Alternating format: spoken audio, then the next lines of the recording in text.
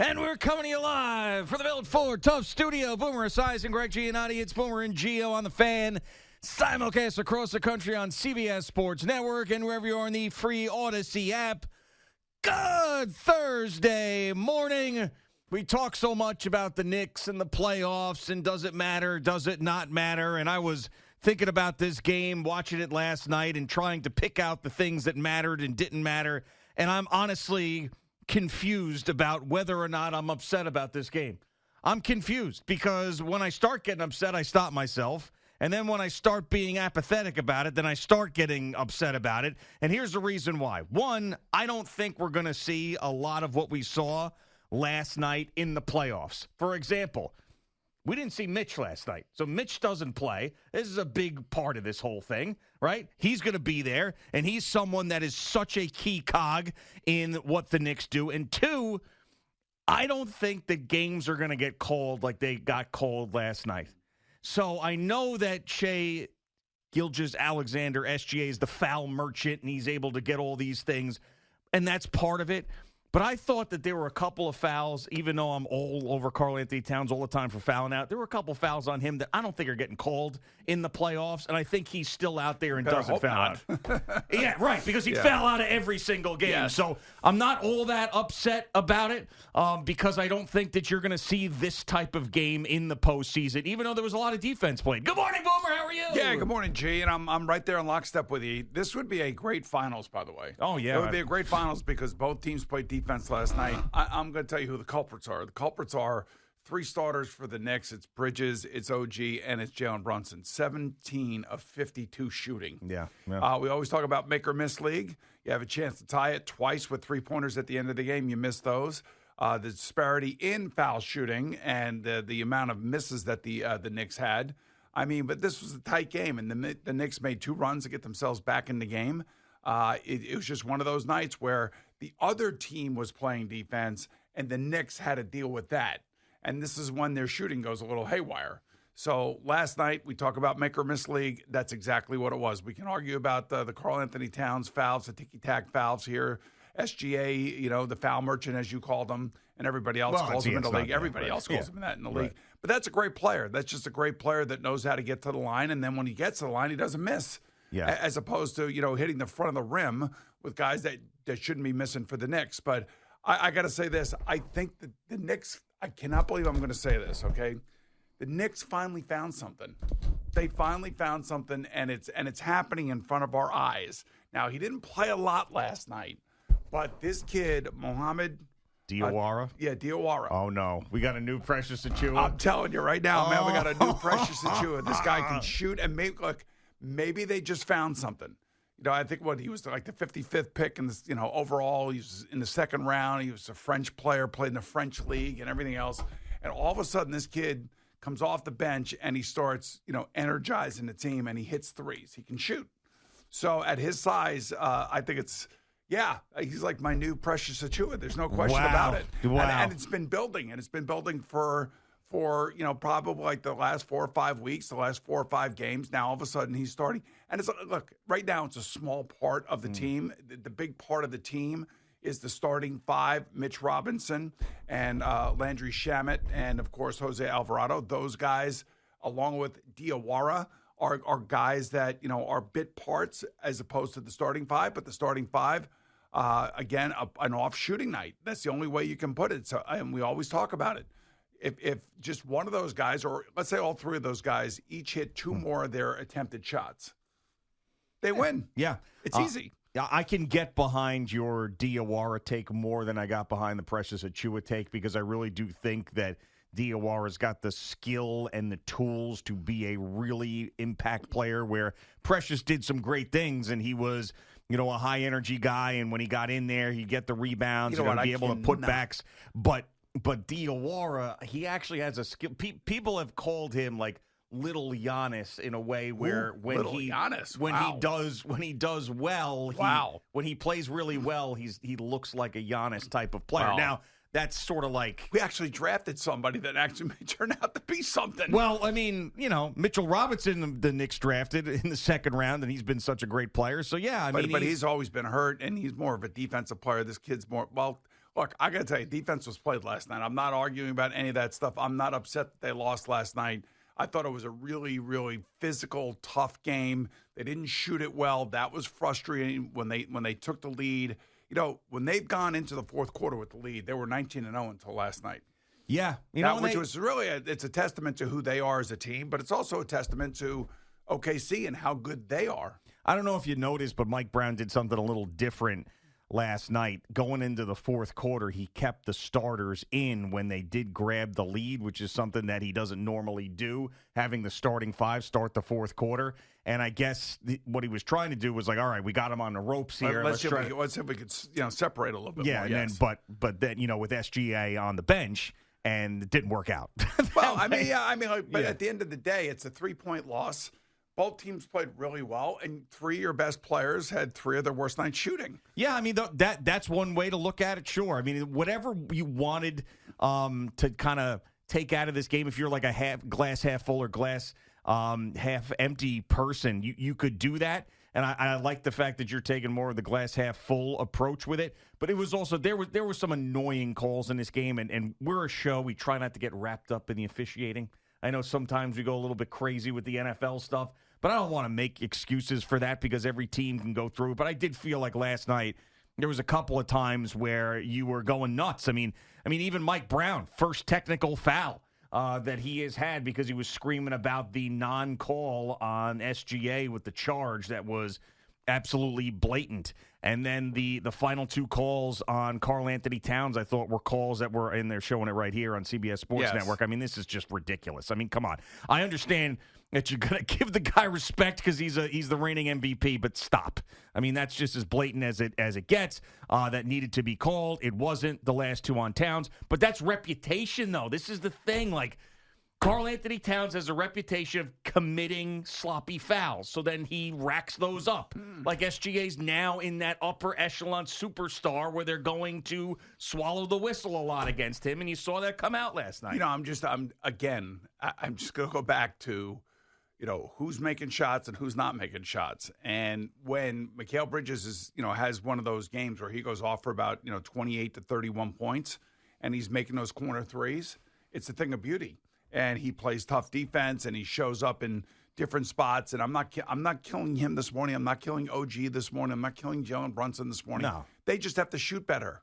That's all there is to it. And when you're playing against a top-end team, like the Knicks are, by the way, the Knicks are a top-end team, and I think OKC will tell you that. There's going to be defense that's going to be played. And last night, OKC came into the Garden.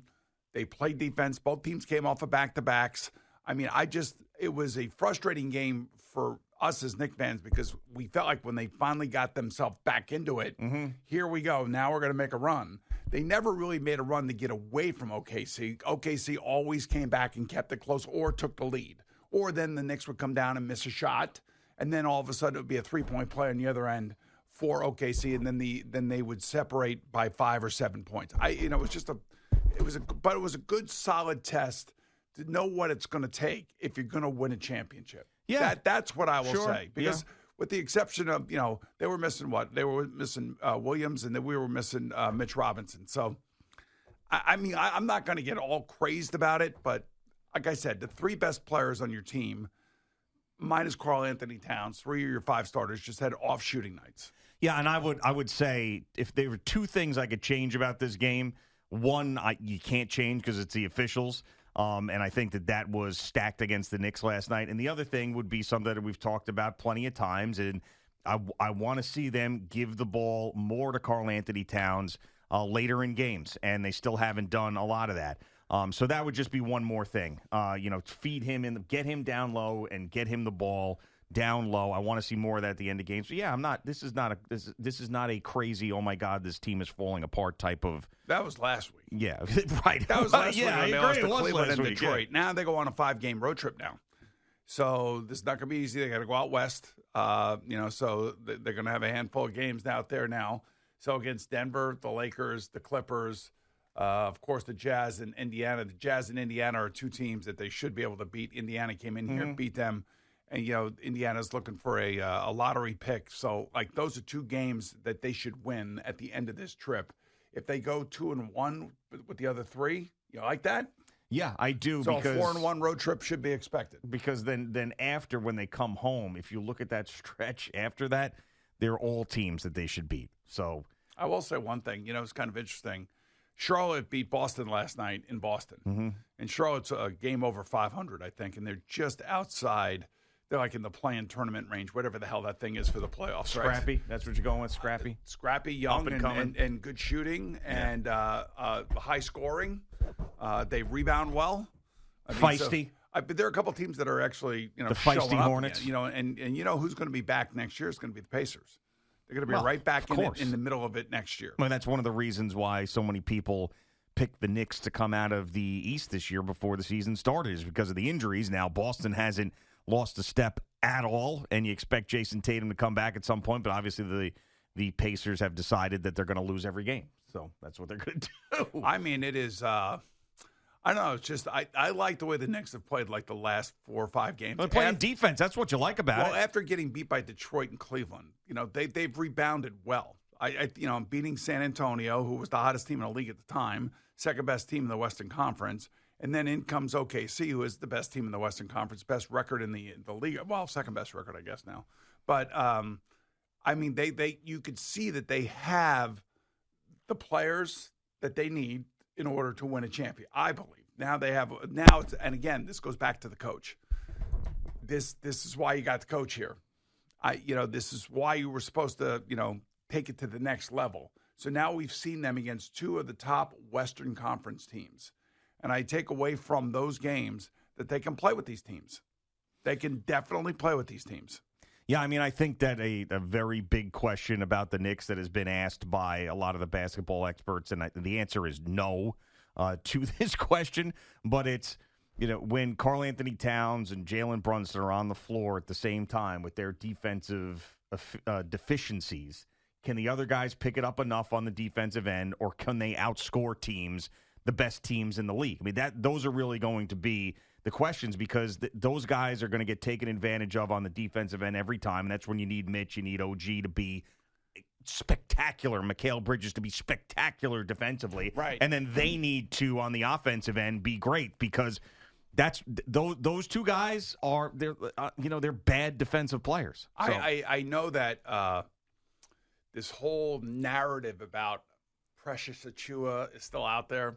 What do you mean? You created the narrative. Yeah, well, what I was saying back when I was supporting him, number one, he's a local kid, so got to love a local kid. Yeah, of course. Like Jose Alvarado, got to love a local kid, right? Love a local kid. You got him back in here. Let's go. Get him out there. One of us. One of us. That's 100% one of us. Uh-huh. But really, the point that I was making about Precious Achiuwa back when I was making that point, and I have to always keep reminding you, maniacs, is that he played an important role to getting the Knicks where they got to in the playoffs at the end of that season when Julius Randle got hurt. And he was in the mix. And then there was talk about, shortening the bench when you got to the playoffs. And I'm like, don't shorten the bench. Give everybody skin in the game. Let everybody show up to practice thinking that they're going to be a part of, playoff basketball. That's all. Yeah. And I want that same thing for Diarra. I want the same thing. Like, this kid is out there and he's shooting. I'm like, his 3-point shots are beautiful, man. You love picking out a guy. You love picking out a guy. I want to Diarra, Sam Hauser. You love picking out a guy. I want to pick out a guy that is like, I think we all see this. I'm seeing what everybody else is seeing. Yeah. So what I'm doing here now with this microphone in front of my mouth is amplifying that guy. Yeah. And how important now is Mike Brown going to say, well, it's the playoffs. He doesn't have any experience. Don't do that. Don't do that. There's a lot of every coach sort of shortens the bench and keeps the starters out there longer. I want guys having skin in the game, and I want them to feel like they're really, truly a part of the team as opposed to a warm-up practice guy. They don't even practice anymore, so it doesn't matter. No. I mean, Tom Thibodeau never practiced. That's what I'm saying. That's what those guys said. And also another thing, too, like to mention, the Knicks last night, if you want to, this is not making excuses, explanation, but Josh Hart was clearly struggling, too, with the back situation. So that was another thing that if you want to say there wasn't this is not the team, hopefully, we're going to see in the postseason, this type of game that we're going to see. Yeah, that was a good game last night. Very It was good. physical. Yeah, it was good. Defense. Yeah. I mean, they just missed shots, man. I mean, like, they're not going to win every game. And if you tell me that they're going to play the way they played against the Spurs and the way they played here against the Thunder, I'll take it every time. I'll take that game every time because they have a chance to win it at the end. And they're not gonna have, that many poor shooting nights.